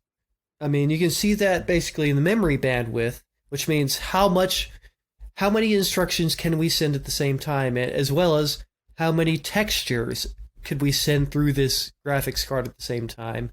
How much can we write to the hard drive or just to memory at the same time? Our memory bandwidth has quadrupled.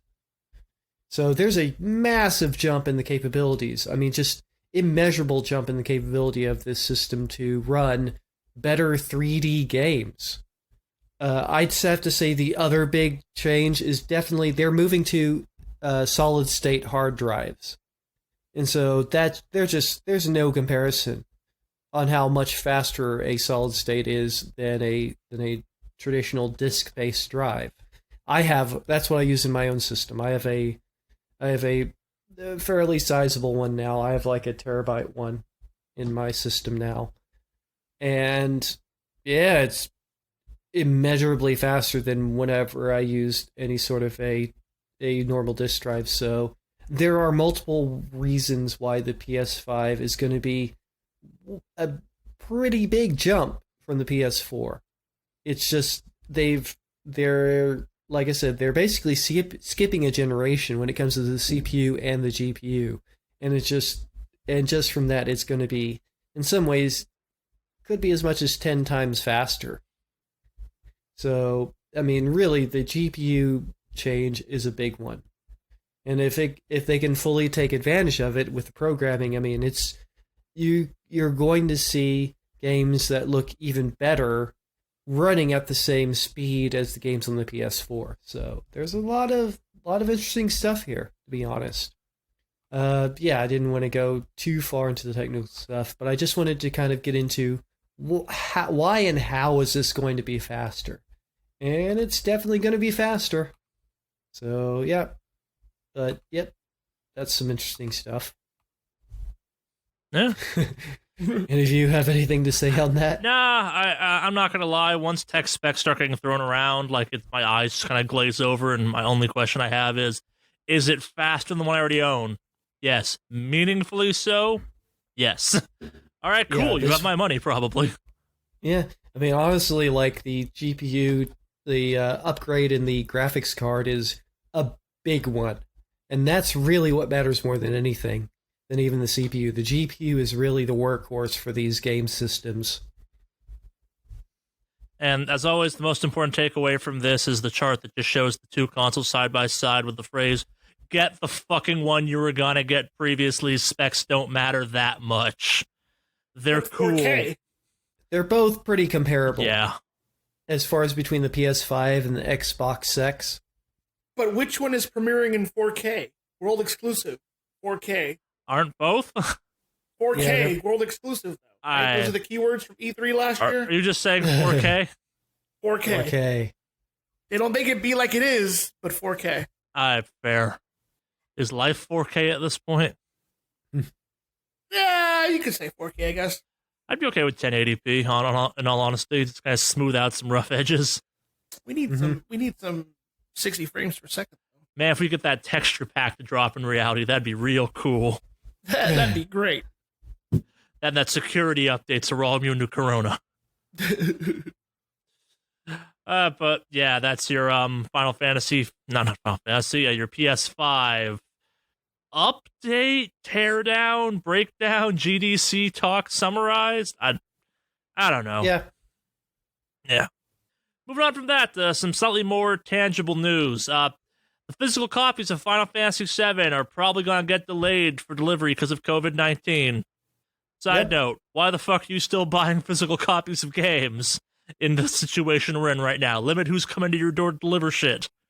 Yep. Side note, what year is this that we're buying physical copies of Final Fantasy VII? Yeah, you're not wrong.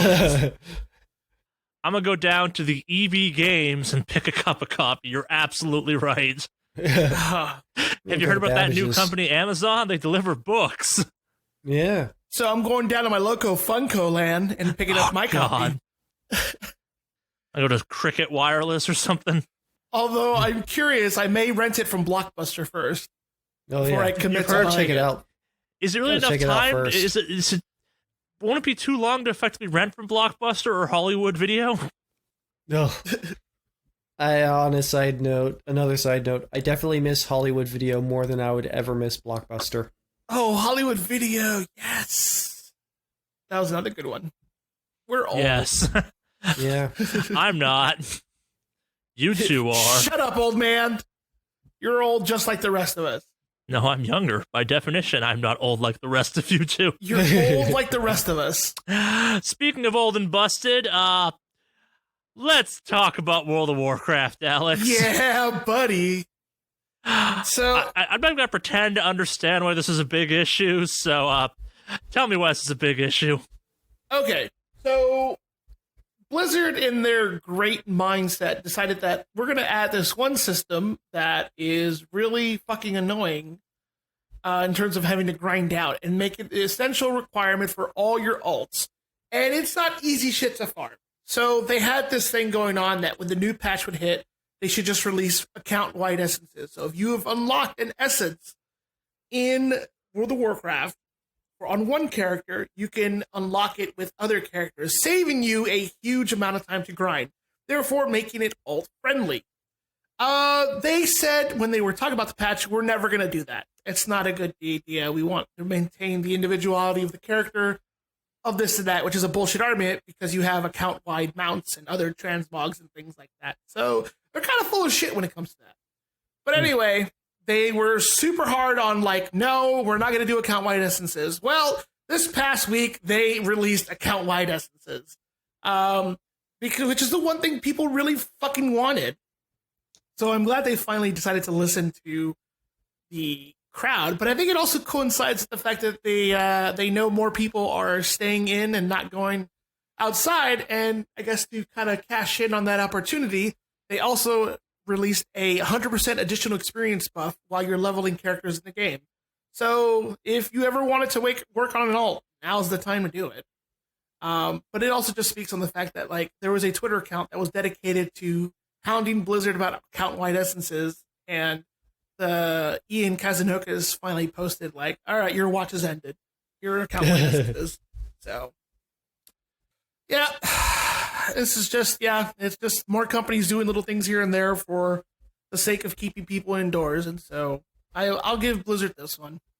But yeah. So if you want to level up an alt, now's your chance.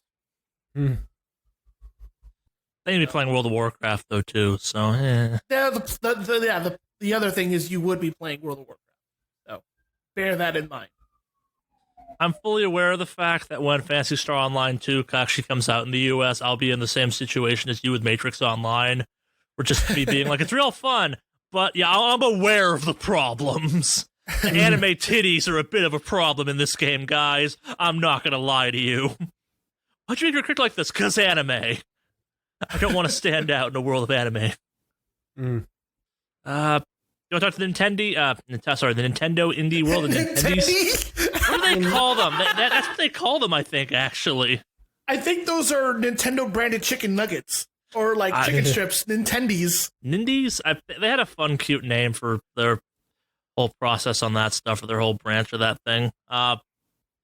This one's pretty quick. Nintendo had a direct. They're getting some more indie games coming to the Switch. Bunch of them are timed exclusives. And that's the interesting part, that these are going to be at least console exclusives. Some of them are already on PC, are going to be on PC, but as far as the consoles go, only the Switch, at least for now. So, Exit the Gungeon, which Enter the Gungeon, it's the sequel to Enter the Gungeon. It's now going to be a timed Switch exclusive. It was on Apple Arcade for weird reasons. Why? Whatever. Now it's a timed Switch exclusive as well. There's just some sort of mixture of different indie games that are going to be also console exclusives. Baldo, I Am Dead, Bark, just B.Arc, I don't know. Maybe it's called Bark, I don't know. Cyanide and Happiness game. It's Cyanide and Happiness Freakopocalypse Part 1. Summer of Mara, and Eldest Souls. And so, you can kind of check them out for yourself, see what looks interesting. It's a mixture of games. It's a mixture of many different types of games. You've got some sort of more RPG-ish ones, some ones that are just more sort of just play the game. There's a lot more than that. I mean, if you check out how many were on there, there's actually quite a few, like Dicey Dungeons, which we've been enjoying on the PC for a while, is finding its way onto the Switch as well. Pixel Junk's Eden 2, a Blair Witch game for some reason. I guess that's a thing. We're going to see Moving Out ported to Switch. But yeah, there's a mixture of different types of games on there, and I think it's I think the interesting thing is the ones that they've been announcing, at least several of them, are going to be exclusive to the Switch as far as consoles go. But yeah. Neat. I do enjoy myself an indie game. Yeah. Let's get into some industry news, I guess, for a little bit. The Independent Games Festival has come to an end. We got some winners out of that. I was going to say most notably a game that Henry's been talking about for a couple weeks. Yeah, so I've been playing A Short Hike, and that walked away with the grand prize as well as the audience award. And that just goes to show you, this is a really good game. It's short. It's very short. If you just try to rush your way through it, I'm taking my time through it. And there's just a lot of fun details to it. It just good. It's a well-made, fun game with some fun mechanics to it, and it's an enjoyable experience. But yeah, it walked away with the kind of the grand prize and the audience award, so well done there.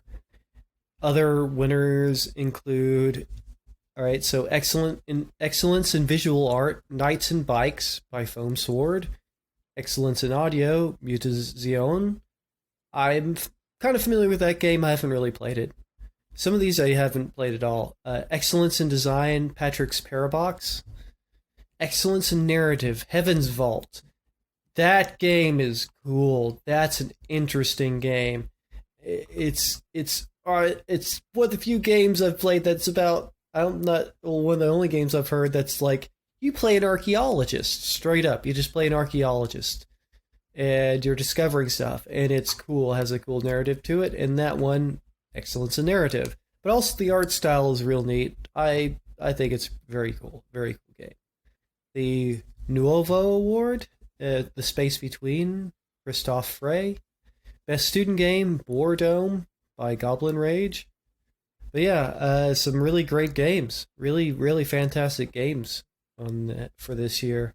Yeah, it's kind of funny. I've been playing the one that walked away with the top prizes. So that's pretty cool. Congratulations to all the winners. Yeah. Yeah. Where do we go from here? I guess we'll finish it off with the weird one this week. In FIFA 20 news, this is just never thought we'd say on this weird. podcast. What?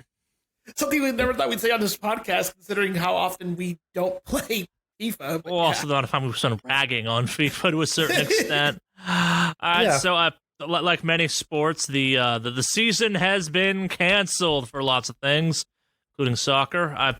Does FIFA have a season going on right now, or no? I don't actually know. So they have several different seasons depending on like where you are. Yeah, like the UK and Europe has their own kind of interleague, and then you have like South America, Central America have their own leagues here and there. So they do have their own like seasonal tournaments as the time goes on throughout the year. Okay. So, yeah. Well, so the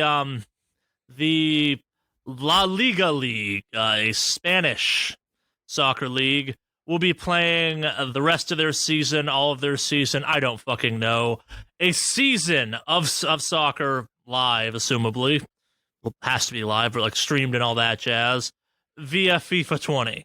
And I'm not talking like they're putting like Jimmy and Kyle in IT versus Carl and Nancy from the other team's IT. They're putting the players in control of themselves, I assume, in the game. Yeah. Yeah. And so they've already tried this out. So there is what we sometimes refer to as a derby or derby in soccer. Whenever two teams that are kind of rivals from the same city play each other. And so in this case, Real Betis and Sevilla were supposed to play each other in real life, but they played on FIFA 20 instead. And so each side picked their sort of player that was going to represent them represent the team and play the game. So they picked one player each, the sort of their main person, their best FIFA player. Obviously, they picked their best FIFA player to play against each other, and that was pretty cool. Sevilla chose a defender, Sergio Reguilon, while Betis picked their striker, Borja Iglesias. And the interesting thing with that is Iglesias managed to score the winner as playing as himself, because you can switch when you're playing the game, you switch around between all the players, whatever.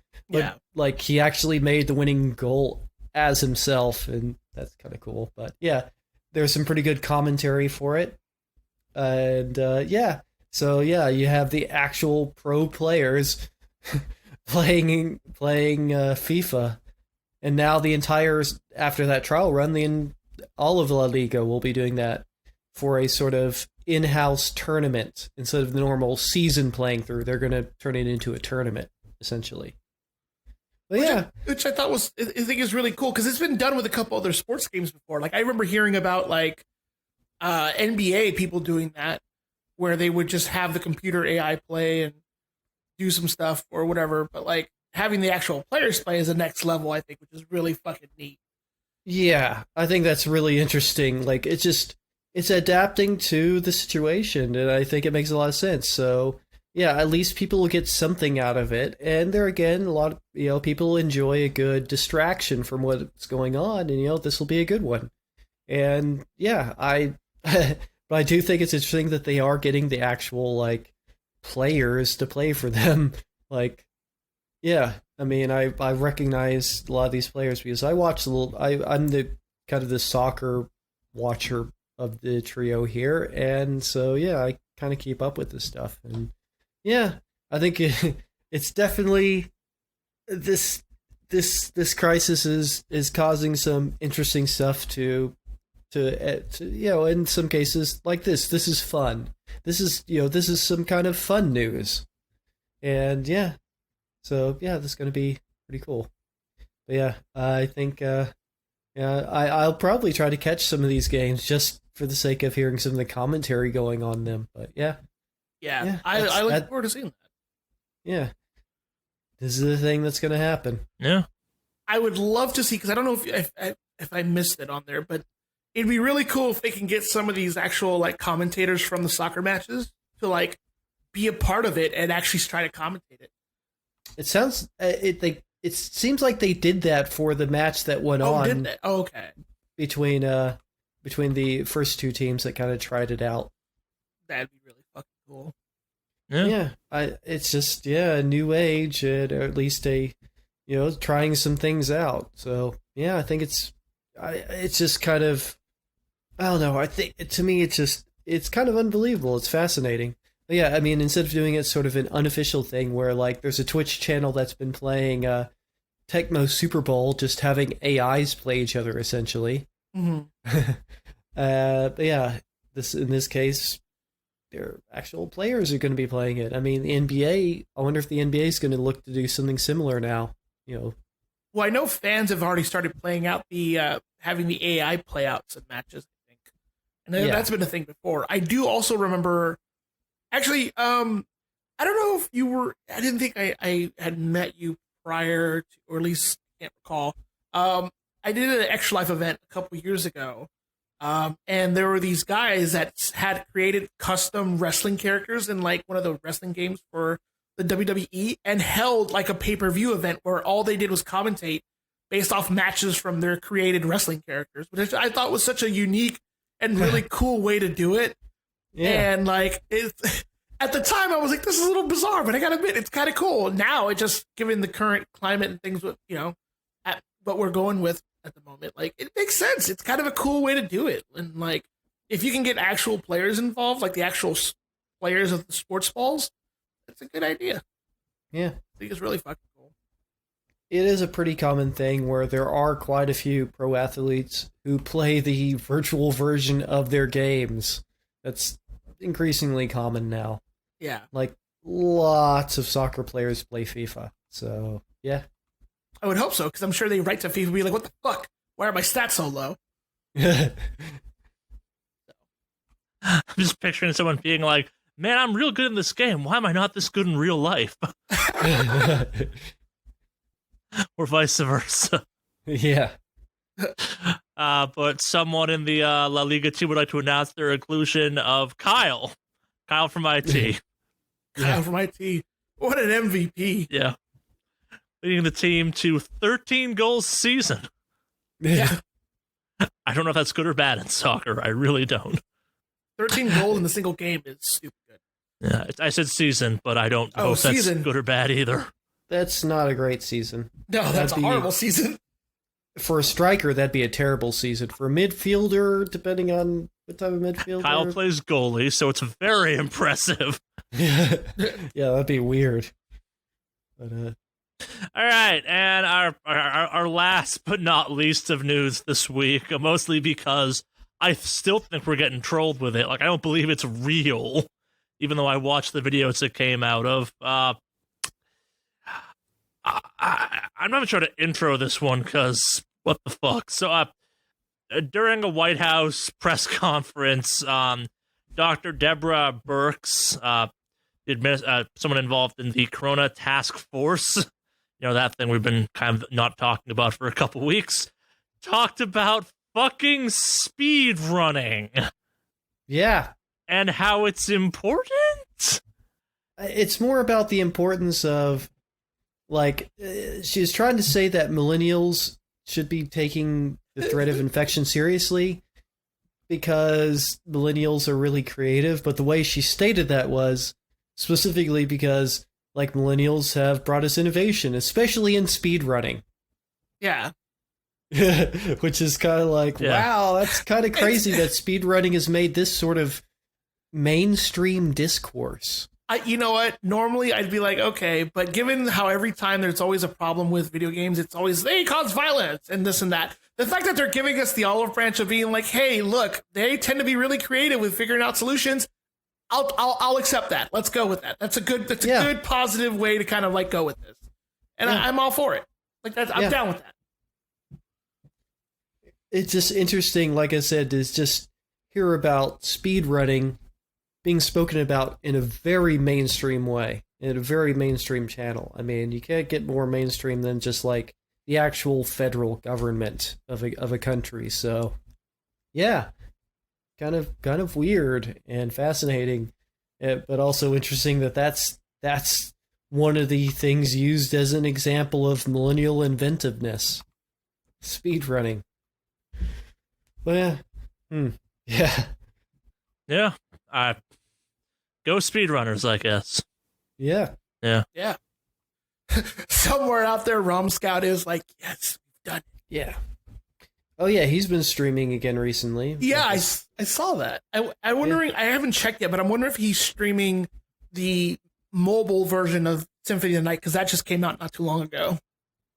No, he's been doing the he's been doing the randomizer for Symphony of the Night. He's been doing races with the randomizer. Oh, okay. Gotcha. So, yeah. Which is real cool. It's kind of cool to see him making his way through a randomized CV, Symphony of the Night. So, yep. Huh. But yeah, it's because, he's, he has been working, for Twitch mainly. But yeah, now he's working at home, so finding a little more time to stream. Yeah. Very cool. Yeah. What a weird fucking timeline. What a fucking week, yeah. I keep thinking backwards, where was I last week on this podcast mentally? And I'm like, it was months ago at this point. I checked the time, no, it's been a legit week. Yeah. You remember when the news was oh my gosh, Activision's at it again, or Bethesda, Fallout 76, you guys. Hell, remember back we were betting on when they were going to cancel E3 because of that outbreak in China, and now it's that outbreak in the entire world? Yeah. Whoever's playing Jumanji, finish your fucking game so we can go back. Ooh, don't steal the internet's jokes. No! I'm going to steal all the fucking jokes. I'm a shit poster. That's what I do. Yes. For that pause, I was like, oh god, he really does think I'm a shit poster. Oh, but I do. There's no unintentional pause there. Yeah. Well, that brings us to the end of our news segment. Normally we'd have emails here, but I think for justifiable reasons, no one wrote in this week. You want to send us an email, let us know how you're doing, have any questions for us. Really, we will talk about almost anything at this point we've established in this section, so if you want to send something weird in, go for it. What's that email address, Henry? That is wickedawesomecast@gmail.com. What's that email again, Alex? That is wickedawesomecast@gmail.com. Wickedawesomecast@gmail.com. Spells it sounds, down in the show notes. Etc. Send them in. Feel better about yourself, etc. Have some social contact via email. Yeah. That does it for this week, boys. Anything you want to talk about before we close this one out? And I definitely don't go back to playing Doom and or Animal Crossing instead of editing the podcast. Not really. I've just exhausted. I'm randomly posting dumb shit on my social media, so check me out. Sure. And I've posted more to Twitter in the last couple weeks than I have in years. Yeah. So it's Mave Online across the board. Again, Mave Online. Yeah. I am Kraken0, that's ZER0, and that is on Facebook and Instagram. And yeah, I haven't really been posting lately. I don't know. But, might start streaming again, considering that, it's just, more for more social interaction. So, and I'm sure everybody else is thinking the same, thinking of similar things. And I'll probably not even be streaming gaming. I might be streaming cooking or costume making at this point. But anyways, that's if I do that, I'll be posting it before I do it, I'll put it on my social media accounts on Facebook and Instagram. So catch me there. That's pretty much it for me. Yeah. So did anybody send you any mail? Any drawings, perhaps? No. Bullshit, Again, there's mail. There's mail. You're hiding not. it from me. Oh. I think some recent goings on and people figuring out the work from home lifestyle and the, oh god, I actually have to budget stuff, and what do you mean I can't Postmates all my meals anymore lifestyle has led to a bit of a reprioritization of where art assets that people generously generated for this podcast fall. Yeah. I'll just draw some stuff myself and send it to you, Charlie. But yeah, send us in maybe, if you've got a game that you've been playing that maybe people hadn't heard about, tell us. We'll talk about it. Yeah. If you want to send us an email about that. I mean, definitely. I mean, for any reason, obviously we'll apparently talk about everything, including weird hockey phrases. Yeah. So yeah, send it in. I think this week is warm Yep. all that. I think it's time to call it. Gents, what do you think? Yeah, 195 in the back. It's done. Cue the metal.